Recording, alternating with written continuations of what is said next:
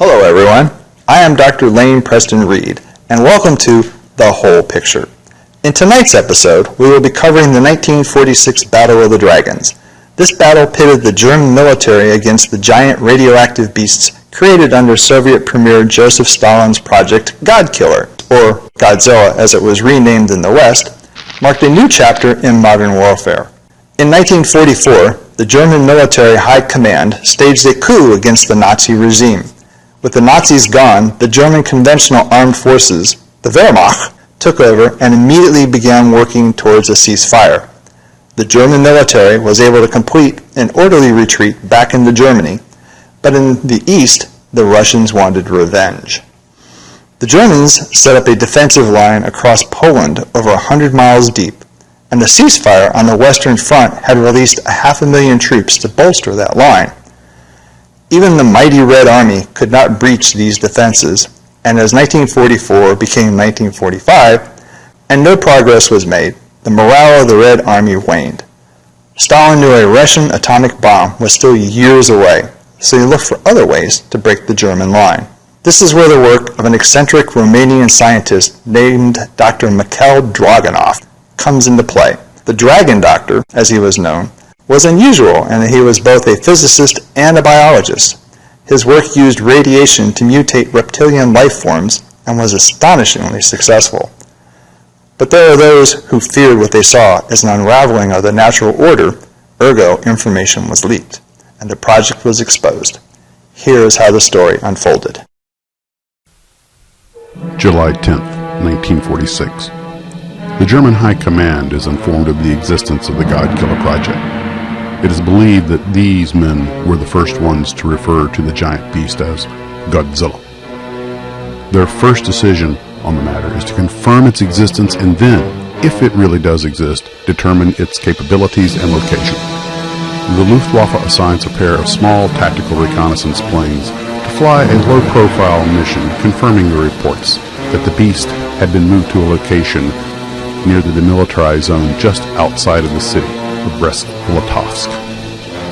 The reconnaissance planes disguised their mission by flying a seemingly routine observation profile. It should not have attracted any special attention. Once over the target, the lead pilot started to make a transmission that was suddenly cut off. Only a shrill whine was heard over the radio as the transmitter melted. Neither aircraft was ever heard from nor seen again. Although the occasional loss of a single reconnaissance aircraft was not particularly suspicious, such a sudden loss of communications with two airplanes simultaneously, followed by the immediate disappearance of both aircraft, was very unusual. Another oddity, there was no Russian radio chatter about bringing down the two Luftwaffe aircraft. This normally would be an occasion for the Soviets to brag. The Luftwaffe High Command was now sufficiently suspicious that something quite bad was afoot. Another aircraft type was assigned to the next attempt at a reconnaissance mission: jets. 3 jets were sent in at the same time from different directions, and they returned with troubling images. The reports of Godzilla were not exaggerated. If anything, they had been somewhat conservative. While the German government held meetings with the Wehrmacht General Staff, scientists of all types were summoned to determine how to best deal with the new threat. Biologists, physicists, chemists, even zoologists were convened. They were dumbfounded. The Wehrmacht planned to take the initiative. The entire Western Wall had to be guarded from conventional attacks, so only an ad hoc reaction force could be put together for an initial strike. The first attempt would be a precision airstrike by Kriegsmarine Stuka dive bombers launched from the aircraft carrier Graf Zeppelin.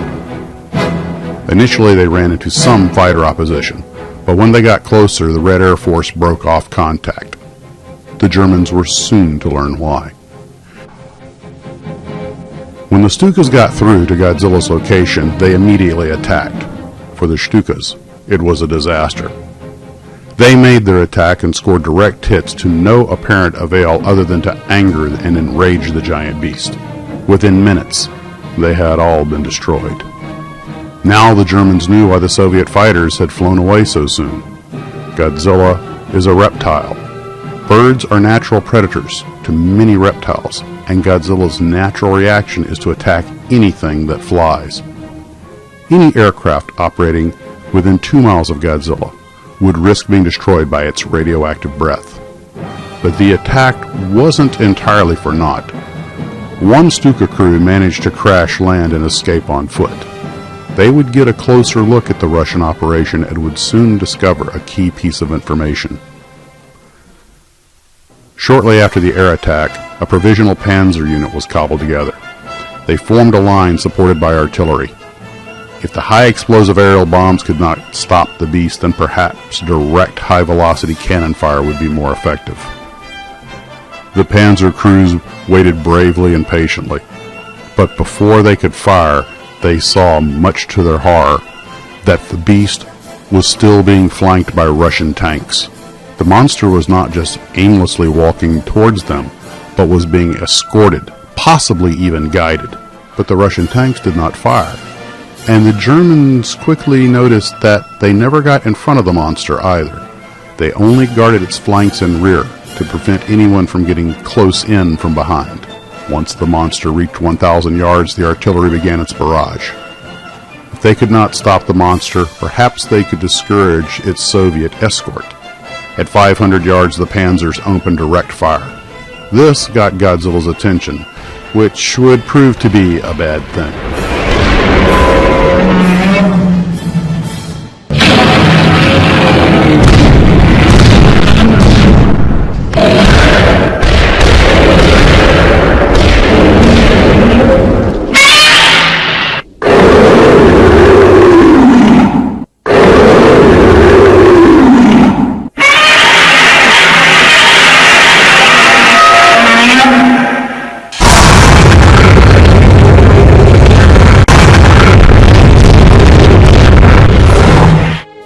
Godzilla made quick work of the hastily prepared German defenses, its radiation breath superheating every tank that it saw, causing the Panzer's own ammunition to detonate. The Panzers did the only thing they could do.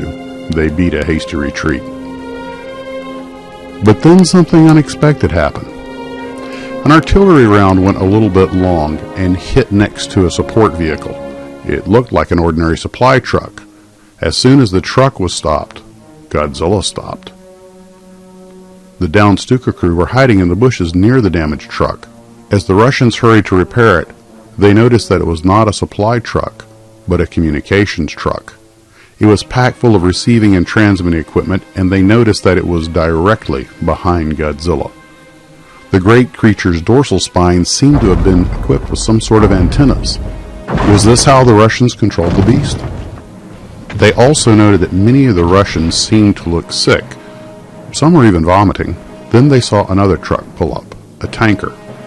The monster seemed to slow and come to a stop, and when it did, the truck hooked up some sort of pipe and pumped in some sort of liquid into a hose near the monster's tail. After this servicing was completed and the communications truck was repaired, the Russians reawoke Godzilla and moved back into position to Godzilla's rear. The beast slowly began lumbering forward again. Once the Russians had cleared the area, the Stuka crew made their way to one of the knocked-out Panzers and searched until they found one with a working radio. They called their headquarters and reported what they saw. Now the German scientists had something concrete to work with. The German scientists suspected that this was Dr. Ivanovich Dragonov's work. His work was both known and shunned in the scientific community, and the sick Russian soldiers were likely due to radiation exposure. They quickly deduced that the monster was being controlled, and the communications truck was either broadcasting or repeating command signals. The group recommended that the communications truck should be made the primary target of the next attack, as, unlike the beast, it could not survive cannon fire. The ponderous pace of the creature and the frequent stops for servicing gave the Wehrmacht just a small amount of breathing room and enough time to determine a course of action. Several skirmishes were fought as the Germans learned that after each battle, the creature needed to rest and be tended to. The troops that were sent in to fight in these areas rarely got out alive. This was a sacrifice that had to be made. The Luftwaffe had somewhat better success with its new jets, as they were simply too fast for either the Russian fighters or Godzilla to intercept, if they didn't get too close. But their sporadic attacks were more a delaying tactic, as the monster was essentially unfazed by it. The Russian troops, however, were seeing their numbers decimated, but they pushed on. It was at this time that an enterprising young Luftwaffe general named Adolf Galland had an idea. Why not use a radar-directed missile to destroy the command truck? If done at night, the truck would be stationary, and its flat steel sides may provide enough of a radar return for the missile to lock onto it. Also, the radar would allow it to be fired from a safe standoff distance. High Command agreed to give it a try, and the jet was launched. The jet cruised high in the clear night sky, using distance, speed, and darkness as its protective shield. As they approached the target area, the backseat technician warmed up the radar and then he turned it on. And then something completely unexpected happened. Godzilla awoke, and to everyone's horror, all hell broke loose. Godzilla turned around and attacked everything in sight, Russian and German alike. In all of the mayhem, the Luftwaffe jet locked onto its target and fired. The missile missed its intended target, but it did not matter, as Godzilla's breath destroyed the command truck and the service truck. The beast ran amok for about an hour before it began to slow. By this time, both the Russians and Germans had pulled back out of harm's way. As the beast appeared to falter, the Panzers advanced to try their guns again. This time the shells appeared to be doing some damage. They fired volley after volley, and eventually Godzilla fell. But no one dared to venture too close. Early the next morning, an experienced infantry reconnaissance team was sent in to investigate. A dense fog had shrouded the battlefield, so no one could tell exactly what was happening. They made their way through the area without encountering any Russian forces. But just as they found the fallen beast, they were in for a new horror. They fled back to their own lines at a full run with no attempt to hide their movements. As they approached their own lines, they shouted, "Da ist nicht einer, das ist nicht einer." There is another one. There is another one. And this one was not so ominous. The new Godzilla was taller, longer, and more ferocious. It also was not being followed by any trucks or tanks. It was moving on its own with a serious purpose. As the new Godzilla arrived on scene, it looked at the seemingly dead Godzilla and roared in fury. Then, something completely unexpected happened. It took up what could only be called a vigil. It stayed with the other beast and wrapped its tail around it. Some witnesses claimed that there was a light, possibly an energy transfer between the two. Suddenly, it began to make its way northwest. Then, the first Godzilla slowly woke and arose. It was simply following the new Godzilla, which, of the two, seemed to be the alpha. There were now two monsters to deal with, but the second one seemed weak and often stopped to rest. Each time it did, the alpha would take up a defensive posture. The German Panzers, with hard-earned wisdom, decided to keep a discreet distance and just observed. A captured Russian map showed the entire Soviet push had been designed to plow a path through to Peenemünde, where the German rocket research was done. Stalin had always considered these weapons not only a threat, but a symbol of German might. It was obvious by now that this is where the two monsters were going, but the captured map served as confirmation. Despite this, the German command was leery about committing too many resources to the area. These giant monsters may be just some sort of glorified diversions for a larger attack elsewhere. The absence of any controlling equipment led the Germans to believe that somehow this new Godzilla was following some sort of pre-programmed mission. Perhaps it was just a new and improved version of the original. Although they had their reservations, the Wehrmacht High Command decided to make Peenemünde the main battlefield for two reasons. First, they had little option. The Godzillas were on their way there, and the Wehrmacht was unable to stop them with what they had on hand. Secondly, they had a monster of their own to unleash. Despite its limited mobility, it could get to Peenemünde in time. At the request of the German scientists, some of them had been brought to Peenemünde to get a closer look at the beasts. The zoologist, Dr. Emanuel von Zorg, made a hypothesis. The Beta Godzilla was shorter in most dimensions, in height, length, and even in the length of its snout. It had narrower shoulders but wider hips and a bulged belly. Reptiles in general are not fraternal animals, and they do not normally defend one another. It seemed to follow that the Alpha, who had a protective nature towards the first Godzilla, was trying to do more than just defend its own kind. The Alpha, he theorized, was a male, and the Beta was a female.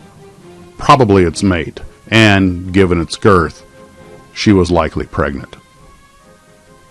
The scientists had another reason for wanting to witness the Battle of Peenemünde, as they also very rapidly developed a new weapon against Godzilla.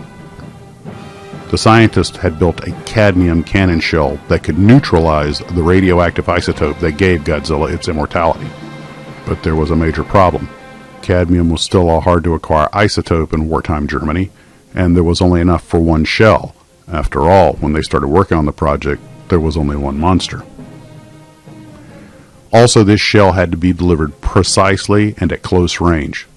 The task was given to a particularly good Panzer crew.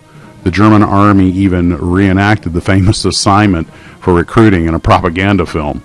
According to German Panzer ace Werner von Schlag, this is how he remembers them being assigned the mission. Gentlemen, wir gehen morgen früh zurück, das Biest zu bekämpfen.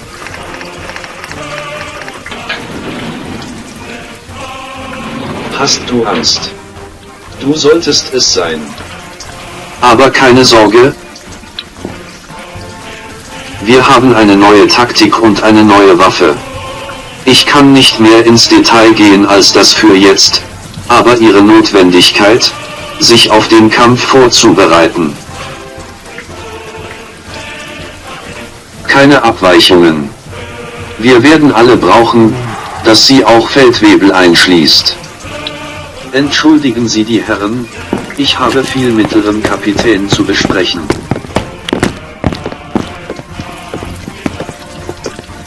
Sie erhalten spezielle Schalen und Unterricht es auf Ihrer Verwendung später heute Abend. Jetzt müssen Sie nur wissen, dass Ihre Bestellungen exakt befolgt werden müssen. Die Amerikaner haben eine Theorie und unsere Physiker vereinbaren damit. Die Verwendung von Cadmium sollte diesen Godzilla schwächen und machen ihn oder ihr anfällig für unsere Kanonen. Der Schuss muss in den Mund oder eine offene Wunde. Es muss entweder seinen Blutkreislauf oder Lungen geben. Vorausgesetzt, er hat Lungen. Viel Glück und Gott gute Jagd.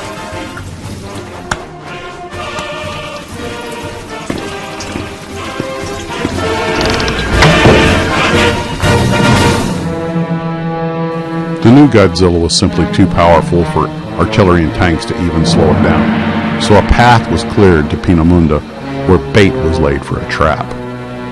While they were making preparations for the battle at Peenemünde, the Germans overheard almost continuous Russian chatter referring to something called the First One.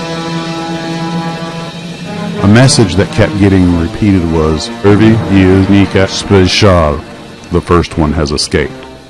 No one knew what it meant, but given that the Russians began pulling tanks and artillery from the DMZ to address this issue, it could not be good. Just as predicted, the Godzillas arrived at Peenemünde and easily breached the walls.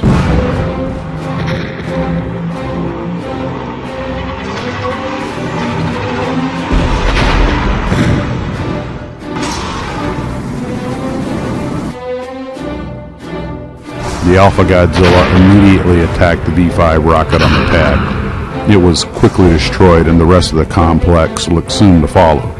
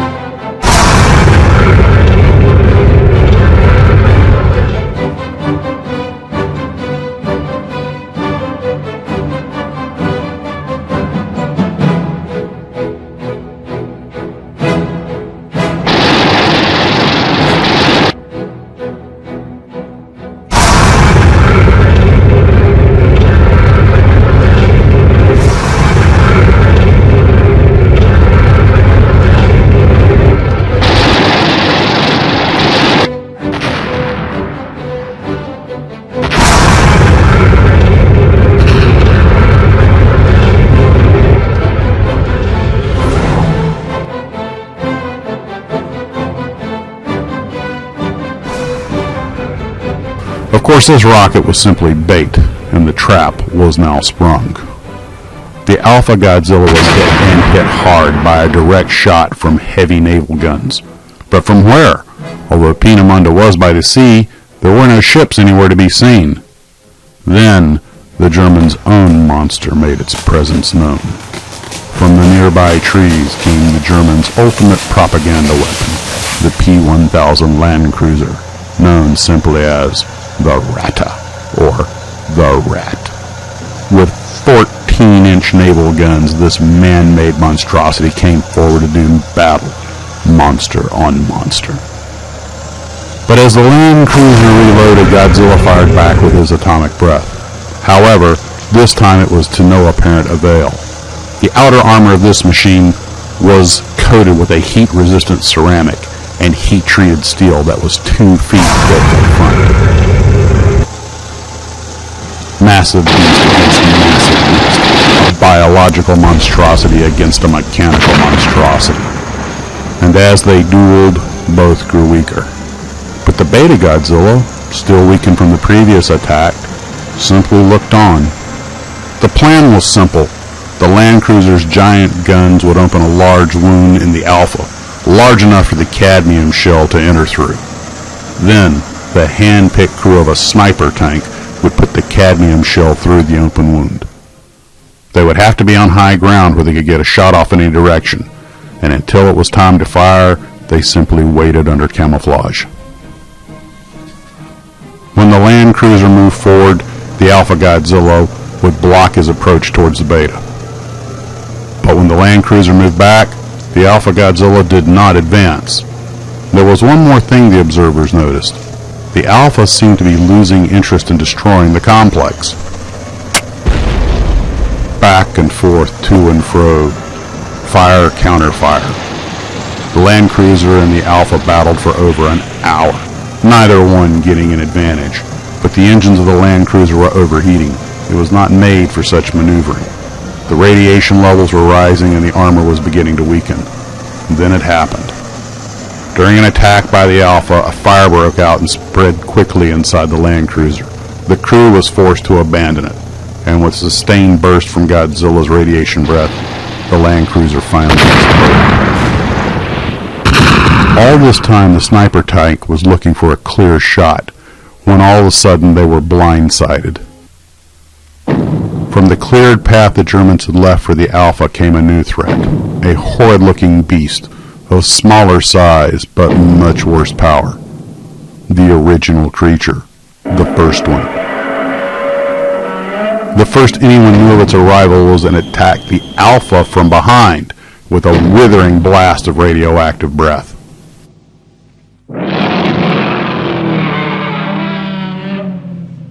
It looked like Dr. von Zort's theory was right.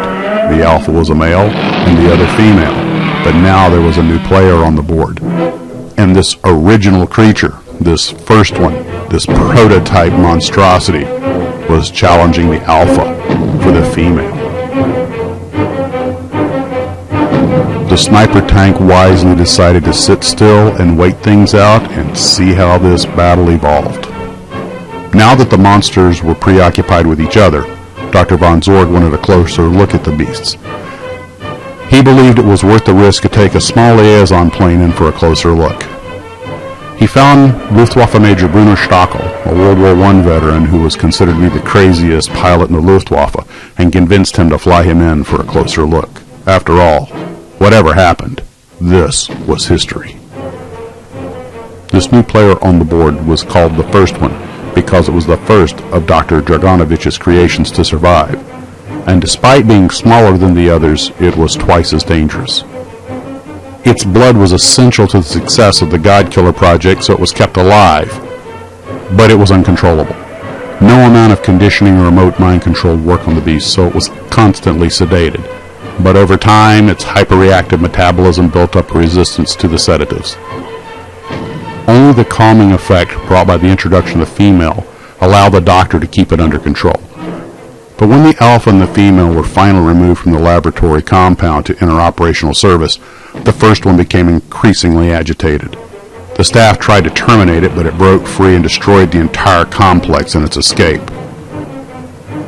The first one had no trouble in tracking the scent of the other two and left a path of destruction in its wake across Mother Russia.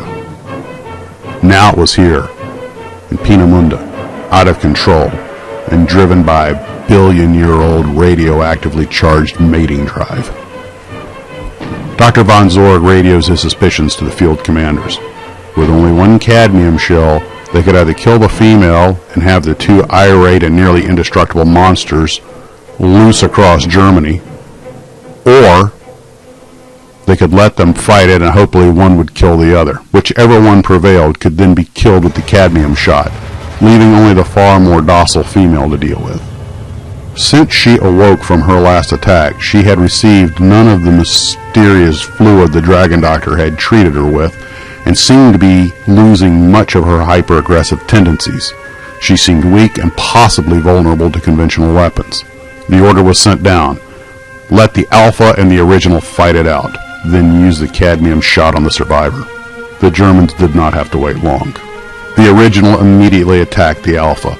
The two animals fought very differently. The Alpha preferring to use its tail and teeth, the original preferring to claw and bite. But then it was learned that the original was also able to expel radiation from its tail as well. The original focused on trying to expel radiation in the Alpha's mouth and throat. The Alpha was trying to break the original's neck. Finally it happened, after nearly an hour of fighting. With their radioactive cores beginning to overheat, perhaps even melt down, it happened. The original was able to force a fatal radiation emission from its tail through the Alpha's throat and into its heart. It was the final fatal blow. As the Alpha made its death fall, the original focused on the female and did what can only be described as a mating ritual before her. It was not well received. He was clearly not her chosen champion. The seemingly distraught, she simply turned her back on him and headed for the sea. The original roared in what seemed to be the cry of a spurned lover, and that was just the chance the sniper tank needed. The gunner took his shot. He made it count. The cadmium attacked the original on a cellular level. Its radioactive dampening power spread throughout the original, causing massive cellular destruction. The mighty creature, unable to heal itself, began to succumb to its many wounds. Slowly its life ebbed away. The creature fell, and its end was nigh. The Panzers slowly moved in. One Tiger tank pulled in close to put a cannon shot right through its head to be sure it was dead. The female, without reaction, made a slow walk towards the nearby sea. With her still being potentially quite dangerous and only a few Panzers left, It was decided that continuing the battle was a fool's errand. Panzers slowly retreated and made a path for her. If she took it, she could go. If not, the battle would resume. Dr. von Zorg was sure she was dying, and further bloodshed would be in vain. She headed toward the ocean and was allowed to leave unmolested. The Battle of the Dragons was now over. As the creatures lay prostrate across the battlefield, finally unable to heal, they began to bleed. But the blood was highly radioactive and triggered the Geiger counters that had been installed in each Panzer. As a result, the Germans immediately withdrew. This area would be contaminated for at least the next century. There was a final closing chapter to this story. The Luftwaffe committed its entire jet bomber force to a mission to destroy what remained of Dr. Draganovich's research facility. This turned out to be unnecessary, as the original had pretty much done that. What was not known until some time later was that the Dragon Doctor had been heist upon his own petard, for he was one of the first people killed when the original Godzilla escaped. There was a lesson in this for all of humanity. All science requires sacrifice, and every action, no matter how benign or how complex, will have some sort of unforeseen consequence.